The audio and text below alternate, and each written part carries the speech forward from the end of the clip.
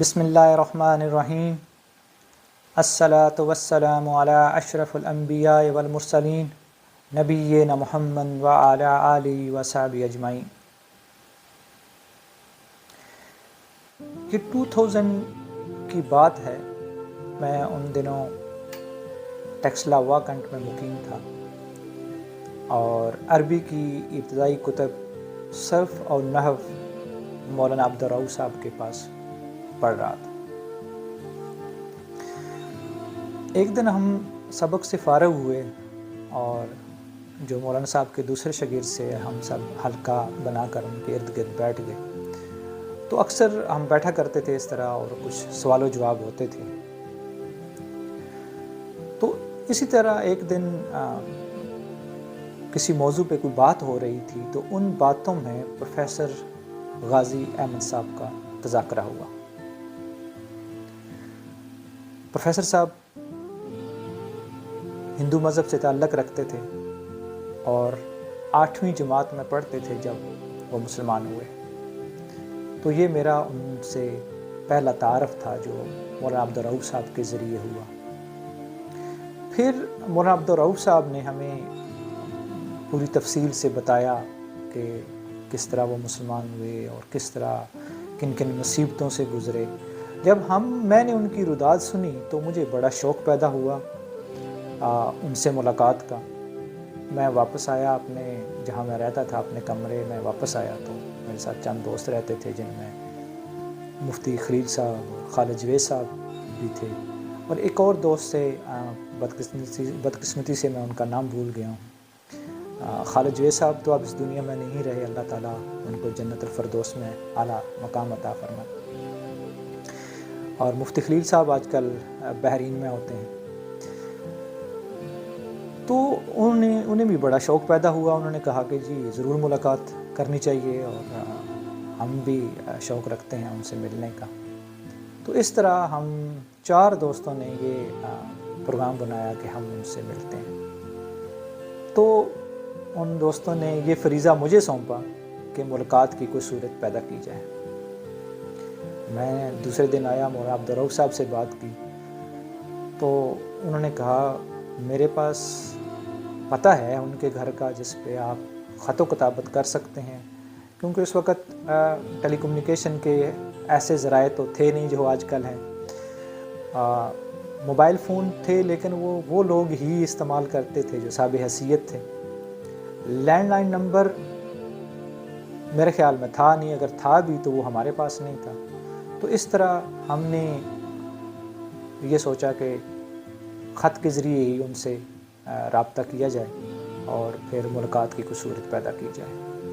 تو اس طرح نومبر 2000 میں نے پروفیسر غازی صاحب کو پہلا خط لکھا کہ اس طرح میں نے آپ کی رداد سنی ہے اور ہم چند دوست ہیں جو آپ سے ملاقات کرنا چاہتے ہیں۔ غالباً 10 یا 15 دن کے بعد مجھے پروفیسر صاحب کا وہ خط ملا اور جس میں انہوں نے کہا کہ میں ان دنوں مصروف ہوں اور مصروفیت کی وجہ سے میری ملاقات نہیں ہو سکتی آپ سے، میں معذرت چاہتا ہوں۔ تو دسمبر میں پروفیسر صاحب کا مجھے خط ملا کہ آپ اگر ملاقات کرنا چاہتے ہیں تو فروری کے دوسرے ہفتے میں ملاقات ہو سکتی ہے۔ اس طرح ہم دوستوں نے پروگرام بنایا ان سے ملنے کا اور ہم فروری 2001 کے دوسرے ہفتے میں ٹیکسلا سے سفر کر کے چکوال گئے اور چکوال سے پھر ہم میانی جہاں پر پروفیسر صاحب مقیم تھے ہماری ملاقات ہوئی۔ اور پروفیسر صاحب سے جب ملاقات ہوئی تو ہمارا جو شوق تھا ملاقات کا اور جس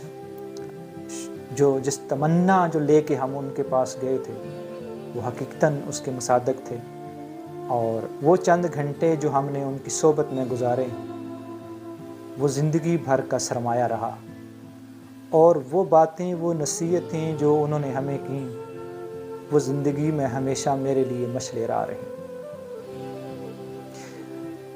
3-4 گھنٹے کی اس ملاقات میں انہوں نے اپنی زندگی کے وہ سارے واقعات ہمیں بتائے जो मुमकिन थे, जो वो बता सकते थे, वो उन्होंने हमें सुनाए। जिनमें एक दो वाक़यात ऐसे थे जिनका ज़िक्र करते हुए प्रोफेसर साहब उस वक़्त भी अफसरदा हो जाते थे। उनमें एक वाक़या,